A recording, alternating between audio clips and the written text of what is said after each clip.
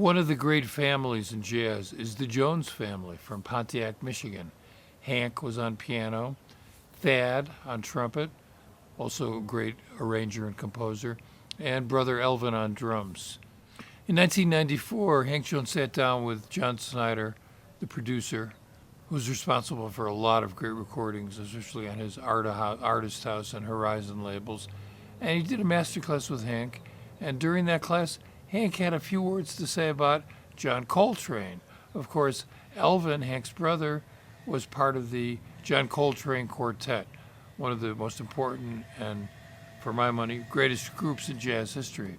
So let's see what Hank has to say about Trane and Elvin playing with Trane. I did a recording date with John Coltrane, but it was just that one date that I did. And I don't know how I got called on the date, but for some reason the regular pianist wasn't there. But it was interesting, you know, but I had heard a lot about John Coltrane. When I first met John, it was in Philadelphia. He was a very good friend of the Heath brothers, you know, and I worked a couple of dates over there. And after the dates, we used to go to one of the Horn and Hardart restaurants, you know, the automat restaurants. Remember those? You're too young to know about that. But there was a chain of restaurants called Horn and Hardart. They were automats.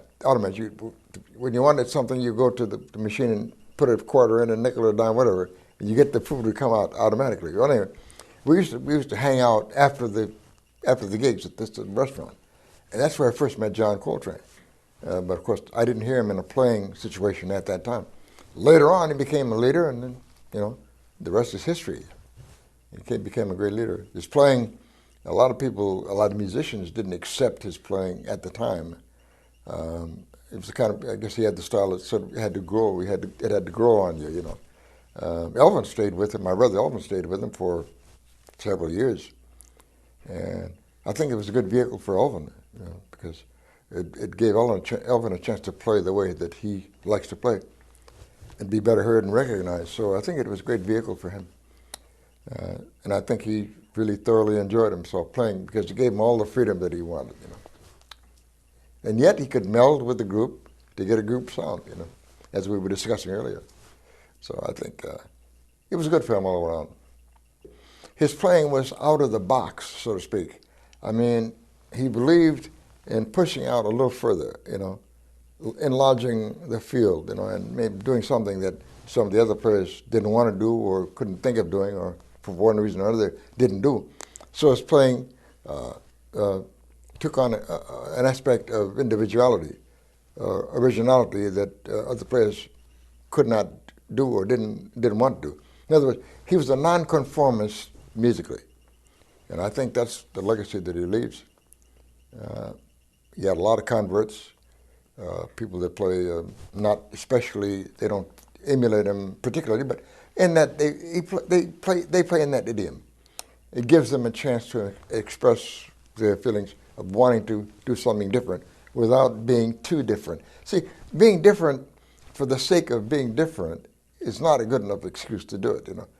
I mean, if you want to be different, you can take a few pans of different sizes and drop them on the floor. You can get a sound. But that's not necessarily a musical sound, you know. The trick is to do something musically that's relevant enough, although it may not be completely relevant to the harmony, at least maybe it establishes a new avenue of approach to something, you know, musical approach.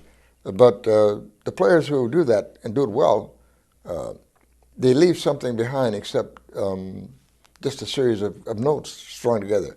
A series of notes strung together are only meaningful if they elaborate or delineate a position, a musical position, or a musical thought.